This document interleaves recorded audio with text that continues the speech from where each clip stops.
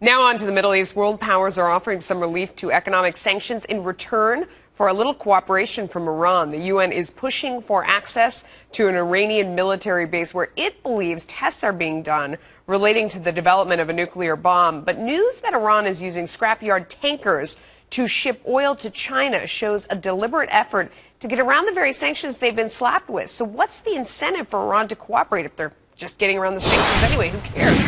With me now is Dr. Zuhdi Jasser, American Islamic Forum for Democracy. Always nice to see you. Let's start sorting through some of this news that's coming out. First of all, do you really think we have a prayer of investigating, looking into, and touring this facility, or is this one of those carrots that's dangled out there that isn't real?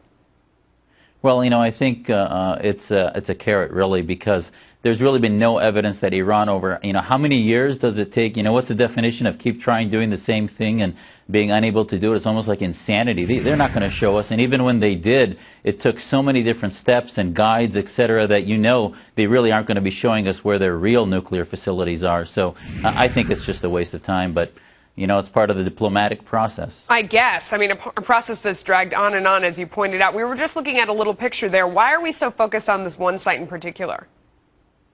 Well, I think at the end of the day, this site is where we've gotten intelligence that they may be producing material, and our intelligence tells us that there may be something there. Now, at the end of the day, we find that they're distracting us. Our policy of sanctions have not been effective, and we have not been able to really, remember Reagan used to have the trust but verify strategy, even with the Russians. We haven't even gotten close to doing that with the Iranians. And even where we know there's some possibility of having material and other evidence that they're violating the agreements, we're unable to really trust but verify. And in the meantime, we're hearing these reports that they're actually able to trade Iranian oil by using these very old 20-plus-year-old tankers. How do they do it?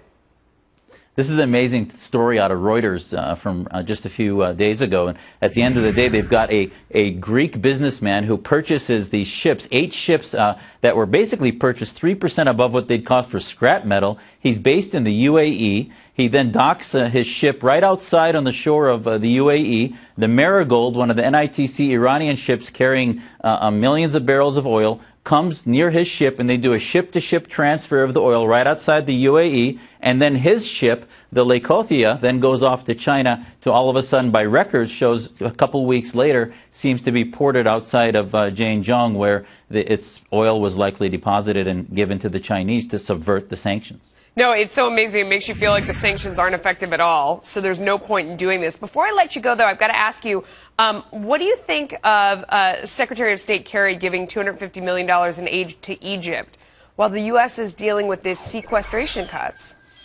Again, and Melissa, I can't help but wonder, what is our policy here? Ahmadinejad was just meeting with Morsi, and you see the Egyptian government moving more towards the real Islamist roots in the Middle East. Meanwhile, we want to give them $250 million, and actually, he almost promised that we may be giving them $1 billion. The IMF is going to give them almost $4.6 billion to prop up their economy. Do we really want the Muslim Brotherhood regime that is anti-American, anti-Israel, and anti-Semitic to be propped up? I mean, basically, the Brotherhood is like Hamas, and we're basically funding them and propping them up. That is not a policy in our security interests, and actually, I believe letting them fail allows us to save money and let our real allies on the ground in Egypt. I was just there a few weeks ago, and I can tell you there are a majority of Egyptians, liberals, women's groups, etc., that are now putting out cartoons saying John Kerry, Secretary Kerry, is sort of a honorary Muslim Brotherhood member, wondering why we're supporting their oppressors. Zuhdi, thanks so much for coming on, as always.